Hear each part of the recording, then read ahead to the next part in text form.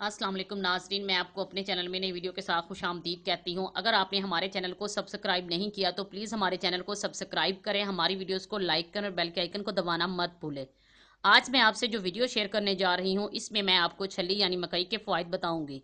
छली एक ऐसी चीज़ है जो हर इंसान को बहुत पसंद आती है। इसे दुनिया भर में मुख्तलिफ तरीक़ों से खाया जाता है। कुछ लोग इसे उबाल कर खाना पसंद करते हैं और कुछ लोग इसे भून कर खाना पसंद करते हैं और कुछ लोग इसे खानों में इस्तेमाल करते हैं। आइए आपको इसके फ़वाइद बताती हूँ। मकई एंटीऑक्सीडेंट का बेहतरीन जरिया है। इसमें फेनोलिक एसिड नामित कंपाउंड पाया जाता है जिसकी वजह से जिस्म में एंटीऑक्सीडेंट्स बढ़ते हैं।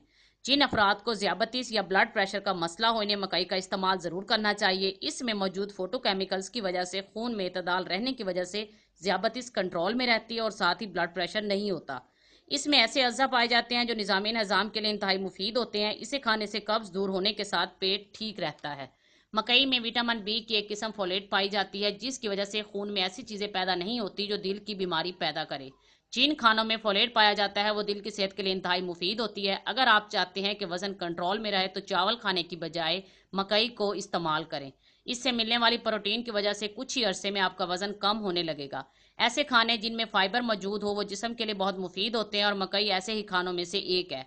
फाइबर की वजह से मैदा ठीक रहता है और कब्ज नहीं होती। विटामिन की कमी से होने वाली खून की कमी को मकई खाकर बआसानी दूर किया जा सकता है।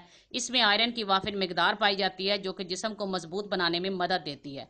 अगर आप इसे रोजाना खाना अपना मामूल बना लेंगे तो बहुत सी बीमारियों से बच सकते हैं। उम्मीद करती हूँ आपको मेरी ये वीडियो पसंद आई होगी। प्लीज़ लाइक का बटन दबाएं, हमारे चैनल को सब्सक्राइब करना मत भूलें। अपना ख्याल रखें और हमें भी अपनी दुआओं में याद रखें। शुक्रिया।